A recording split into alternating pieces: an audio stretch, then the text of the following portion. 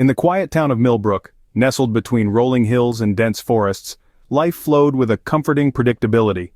Residents went about their daily routines, exchanging pleasantries, sharing gossip, and taking solace in the town's tranquil, almost idyllic atmosphere. Emma Richardson, a seasoned journalist for the, had chronicled every significant event and minor intrigue for years. Her keen eye for detail and relentless curiosity made her a trusted figure in the community.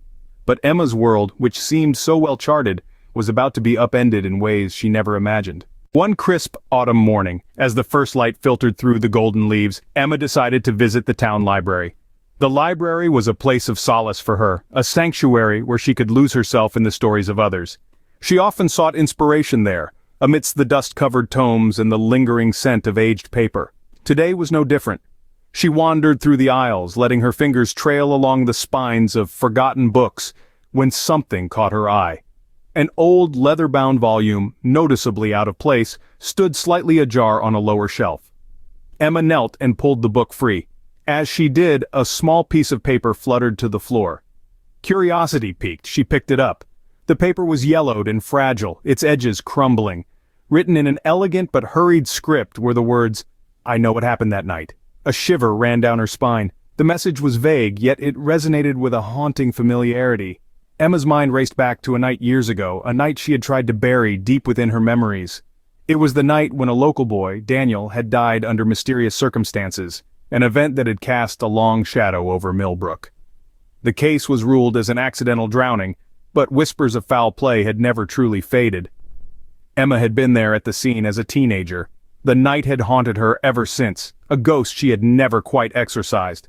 With trembling hands, Emma slipped the note into her pocket and checked out the book, a thin pretense for her sudden departure. Her heart pounded as she hurried back to her small, cozy home on Elm Street. She needed to think, to process this unexpected message. Who had left it, and how could they know about that night?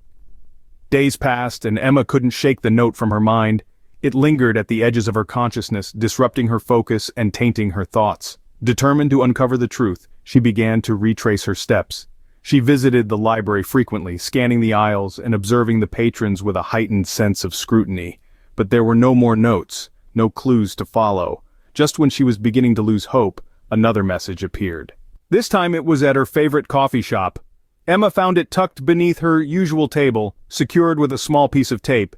"It's time to remember," it read. The words felt like a challenge, a beckoning from the past. Emma's resolve hardened. She would find out who was behind this and why they were dredging up old wounds. Emma decided to talk to the people who had been closest to the incident. She started with Sarah, a childhood friend who had been with her that night. Sarah still lived in Millbrook, running a small boutique in the town center.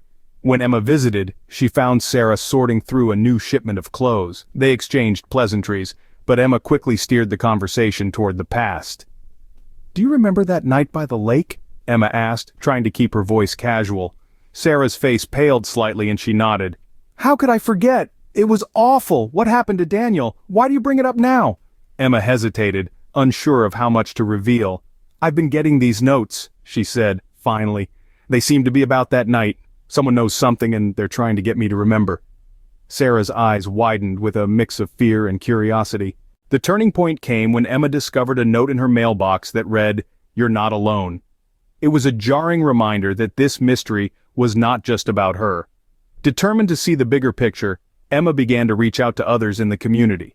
She discovered that several townspeople had received similar messages, each note hinting at their own hidden pasts. It seemed that whoever was sending these notes knew more about Millbrook's secrets than anyone could have imagined. Emma's investigation led her to confront old acquaintances and re-examine the events surrounding Daniel's death. She spoke with Daniel's family, who had never quite recovered from the loss.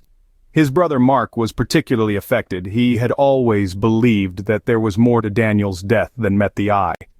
Mark's bitterness and desire for justice had only grown over the years, festering in the quiet corners of his life. Mark shared his theories with Emma, recounting how he had tried to gather information but had always hit dead ends. His eyes were intense as he detailed each attempt he had made to unearth the mysteries that now consumed him. Mark explained how every clue seemed led to more questions rather than answers, and his frustration was palpable. He was certain that the truth was out there, but finding it alone had proved impossible. He now needed Emma's sharp mind and resources. Emma listened intently, nodding, her brain ticking over each piece of the puzzle Mark laid out. As they talked, Emma felt a sense of camaraderie with Mark, a shared purpose that drove them both. The clues began to coalesce, forming a disturbing picture. Emma understood that the cryptic messages scattered throughout the town weren't random. Each recipient, connected by invisible threads of past actions, bore the weight of Daniel's untimely demise. The notes were a mosaic of hidden truths and collective responsibility. Every individual who found a note was linked to that fateful incident, playing a part they might not fully grasp or acknowledge. Among them, Emma, who had been present that tragic night, struggled with fragmented memories haunted by glimpses of what she had witnessed. Emma herself had been there that night, had seen something she couldn't quite remember. One evening, as Emma sifted through her notes, she received a call from an old friend, Jack. He had been part of their group that night and had moved away shortly after the incident. When she heard his voice, there was an undeniable tension, a sense of urgency that was almost palpable. Jack was clearly shaken. His words rushed as he confessed to receiving a mysterious note that morning. The contents of the note had forcefully resurrected fears and memories he had spent years trying to bury. The desperation in his tone evident as he insisted they needed to meet. "Need to talk," he said. "There's something you need to know." They met at a secluded spot near the lake, the scene of Daniel's death. The air was thick with tension as Jack what he remembered. His words pierced the quiet atmosphere as he recounted a violent disagreement.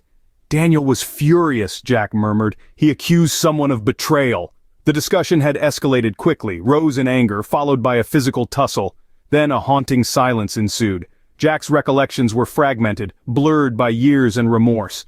Despite this, his story was a catalyst, sparking a flame of memory in Emma. Jack's memory was foggy, distorted by time and guilt, but it was enough to trigger Emma's own recollections. Suddenly the pieces clicked into place. Emma remembered the fight, the way Daniel had stumbled, and the panic in her best friend's eyes. Her heart sank as each memory fell into place, aligning with a painful truth. Megan, her closest ally, had orchestrated everything. Present during the argument, Megan's actions had unforeseen consequences, leading to Daniel's tragic demise. Overwhelmed by guilt, she had used anonymous messages to confess, indirectly revealing her role in that fateful night. This revelation hit Emma hard, as buried deep surfaced, reshaping their friendship forever. Megan had harbored a deep sense of guilt and responsibility for Daniel's death, a burden she had carried in silence for years. Emma confronted Megan the next day. They met at Megan's house, nestled on the town's outskirts, exuding quaintness. Megan appeared exhausted, her eyes betraying sleepless nights. It was clear she anticipated the reason for Emma's visit. "Why did you do it?" Emma's voice quivered with anger and grief as she faced Megan. "Why the notes?" Megan exhaled deeply, her posture deflating with the weight of untold truths. "The silence was suffocating," whispered. "Everyone needed to remember, to see the truth about that night. It wasn't mere misfortune. Daniel's death was no simple accident. We were all involved, all responsible." Tears streamed down Megan's face as she recounted the events of that night. She spoke of the argument, how Daniel had accused her of betrayal, how she had pushed him in a moment of anger. He had slipped, hit his head, and fallen into the lake. Panic had set in, and instead of helping, they had all fled, leaving Daniel to his fate. It was a terrible, tragic mistake, and they had covered it up out of fear. Emma listened in stunned silence, the weight of Megan's confession settling over her like a heavy shroud. The truth was painful, but it brought a sense of clarity. The messages had been Megan's way of seeking redemption, of forcing them all to confront their shared guilt and find a way to move forward. In the days that followed, Emma wrote the story that would shake Millbrook to its core. She recounted the tragedy of Daniel's death, the collective guilt of those who had been there, and the desperate search for truth and redemption. It was a story that exposed the hidden darkness beneath the town's peaceful exterior, but it was also a story of healing and forgiveness. The town was in an uproar as the story broke. Some were angry, others were heartbroken, but many found a sense of closure. For years they had lived under the shadow of that night, and now the truth was finally out. It was a painful reckoning, but it was also a chance to start anew. Emma's article sparked a wave of reactions, from outrage to relief. The townspeople gathered in small groups, discussing the revelations and sharing their own experiences. It was a difficult but necessary process, a collective reckoning with the past. As the dust settled, Emma realized that her world had changed forever. She had uncovered a dark secret, but in doing so, she had also found a sense of purpose. She continued to write for the Millbrook Gazette, but now her stories carried a new depth, a new understanding of the human condition. The messages had stopped, but their impact lingered. Emma knew that she would never forget the lessons she had learned, that the truth, no matter how painful, was essential to healing, and that sometimes the past needed to be uncovered to bring peace to the present. In the end, Emma's journey had taught her that even in the darkest corners of human experience, there was always hope for redemption and forgiveness. And as she looked out at the town she had grown to love, she knew that Millbrook would never be the same again, and that was a good thing.